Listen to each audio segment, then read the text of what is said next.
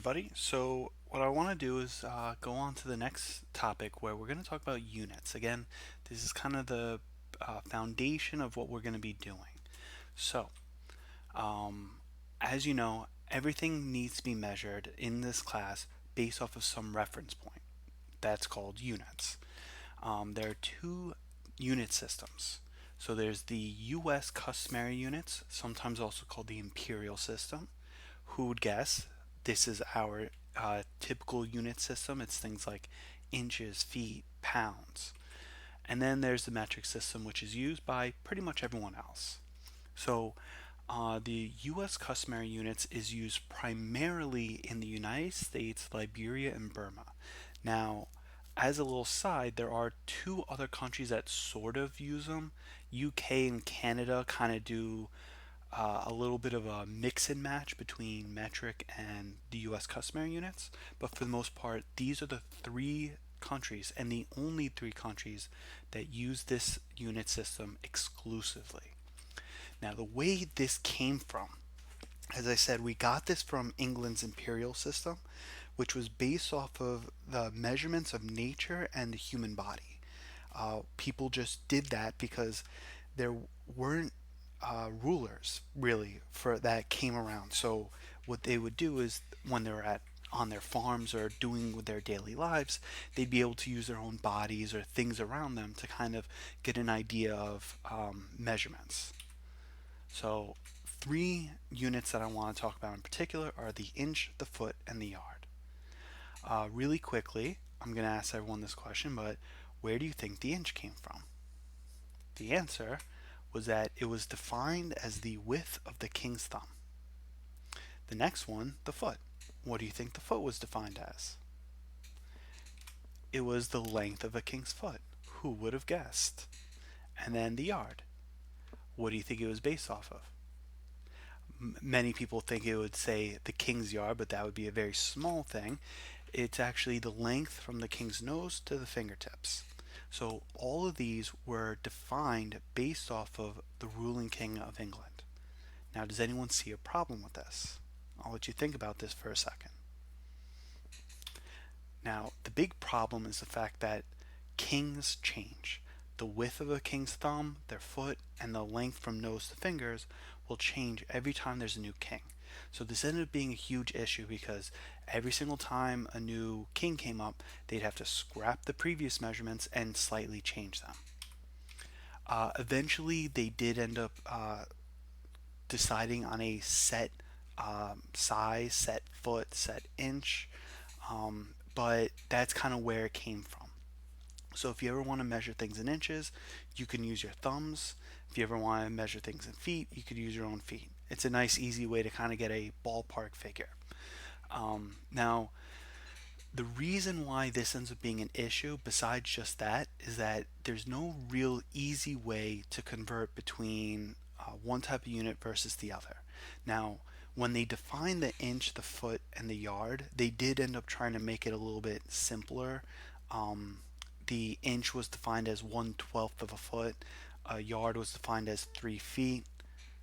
But the weird thing is that those are awkward numbers. Now there's other units that you probably never heard of, like the rod, which was comes from an ox whip that farmers used. It's typically used in canoeing still, but it was defined as 5.5 yards, or um, like 15.5 feet. Again, really weird conversion. A furlong, which was defined as 1/8 of a mile, which was defined as the length that oxen can plow without resting. And there's so many other extremely awkward units within this unit system. And again, the conversions are super weird. It's not really easy to convert from one type of unit to another. Because of this, we tend not to use this in science. It's not really beneficial to us. Instead, what we use is the metric system. So again, this is used by every other country, and it's going to be our main unit in this class. Now, the main thing about the metric system is what they do is they take a fundamental unit, and then every other unit of that type is just going to be a factor of 10 bigger or smaller. So for example, um, the fundamental unit for length is the meter. And then the next, another unit for length would be centimeter, which is 100th of a meter. And then, so it's take a meter, divide it by 100, there you go. Or kilometers, which is 1,000 meters. So you have a meter, times it by 1,000, and you get kilometers. So every single unit within the length is based off of the meter, just going to be 10, 100, 1,000 times bigger or smaller. In this class, we use the kilogram as our fundamental unit for mass. Um, in chemistry, you probably use grams for mass and centimeters for length, but in physics, we do things on a little bit of a bigger scale. So we're going to actually use kilograms as our fundamental unit. But the same idea holds. There's the gram is your base unit, then you could have a kilogram, a centigram, milligram, and it's converted the same way as if it was meter to kilometer or meter to centimeter and millimeters. Time, this one's easy. It's seconds, so there's no like metric unit version of this. But for the most part, every time you measure something in time, it has to be converted into seconds.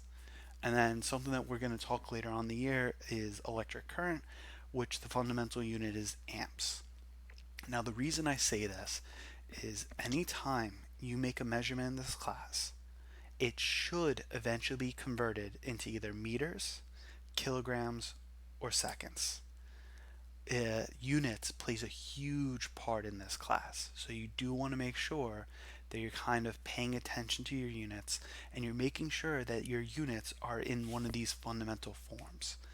A lot of times the regions will end up giving you numbers for lengths in centimeters, and you should feel awkward when you're given a number in centimeters and you should want to naturally convert that into meters. It tends to be one of the typical mistakes that people make. That when they do a problem, they do the math correctly, they figure out the right equation, they're still getting the wrong answer, and it turns out it's because they forgot to take their length and times it by 100 or divide it by 100 to get rid of that awkward unit and to get it into the proper units of meters. Now, there are other units that are used. They're called derived units. Mainly, what this means is they are used so much that scientists have given them a name, but they're based off of these fundamental units. So, for example, speed, meters per second. It uses the meters, it uses seconds. That's a derived unit. Meters per second squared is another derived unit. It's coming from lengths and times. Newtons is also a derived unit. What we'll talk about when we get to the fourth topic is that this comes from a combination of kilograms, meters, and seconds, but instead of writing all those units, they just plop on a newtons instead. Joules, you've probably heard this from chemistry for energy. Again, this is another derived unit. It's based off of kilograms, meters, seconds, but just given a fancy name so that scientists didn't have to keep writing those units so much. All right. One other thing that we want to talk about is the metric prefixes. So pretty much what we're doing is we're going to take the whole concept of the metric system being factors of 10 bigger or smaller from a base unit and the idea of scientific notation together with metric prefixes. So again, as I said before, the whole idea about this is in the metric system, we plop on a little prefix, a term that goes in front of whatever unit we're using to kind of tell us how much bigger or smaller it is to the meter. So a meter, just so that you get an idea, a meter is about the distance from your nose to your fingertips. A centimeter would be 100 times smaller than that. So that's pretty much it. You just add centi in it, and that tells you that this is 100 times smaller than a meter. These are the prefix symbols. there's tera, giga, mega, kilo, deci, centi, milli, micro, nano, and pico.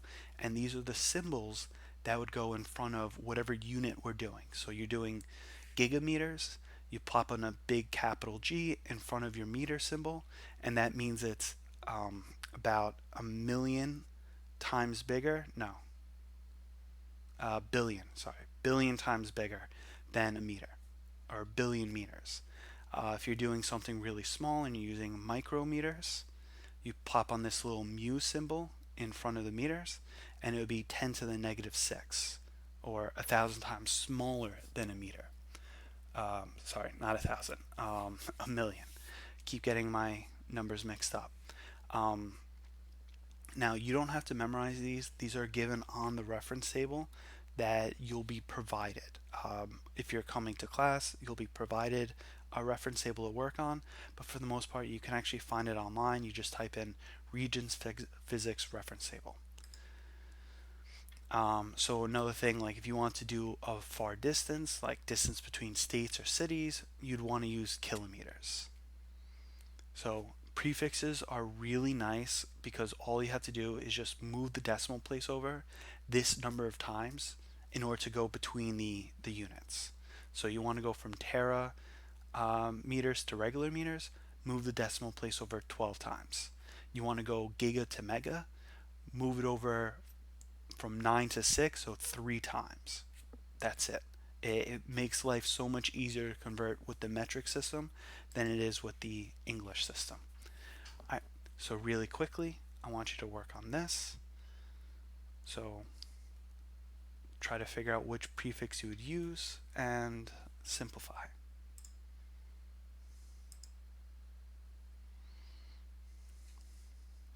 All right, so for here, we have 1,000 meters, which I wrote in scientific notation, make your life easy, 1 times 10 to the third.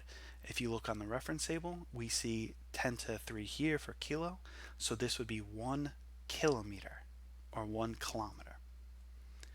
13, when you rewrite this number into scientific notation, which is really the main way that you want to do it, we get 1 times 10 to the negative 6. We look on our reference table.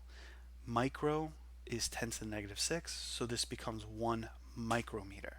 So you write 1 mu s. All right, here's the next two questions. Work on the self, go over to second. All right, 14. So again, you want to rewrite these numbers into their proper scientific notation. So what we're going to do is move the decimal place over 2 times. So this number ends up becoming 5.4 times 10 to the negative 2 meters. Looking on here, centi is 10 to the negative 2, so this would be 5.4 centimeters. Now, there actually are other ways that you can write this with the prefixes. You could have used decimeters or millimeters, but the number would be slightly changed. Millimeters would be 54 millimeters because 1, 2, 3 times, and then deci would only be 0.54 because you only move the decimal place over 1 time. Typically, you want to write these numbers in their proper scientific notation, but every now and then, I don't think you'll ever see it, but sometimes you might find that when you write into scientific notation, you don't get one of these numbers. So what you would do is you would just keep moving the decimal place until you get one of these prefix exponents.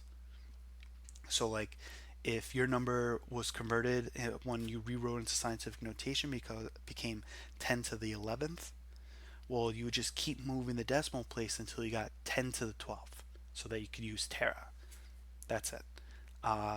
15, so this you're supposed to get rid of the prefix.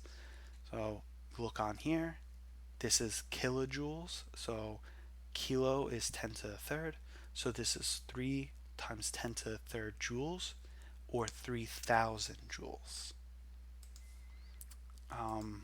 Yeah, so like I said, converting between units is really easy because it really is just substitution.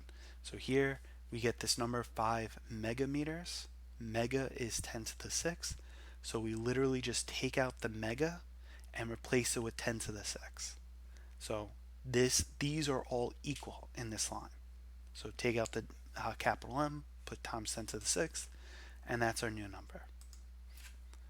All right, so I'm gonna hold off on talking about some of this until in the next topic, because the next thing that you need to know about units is how to approximate numbers using the metric system.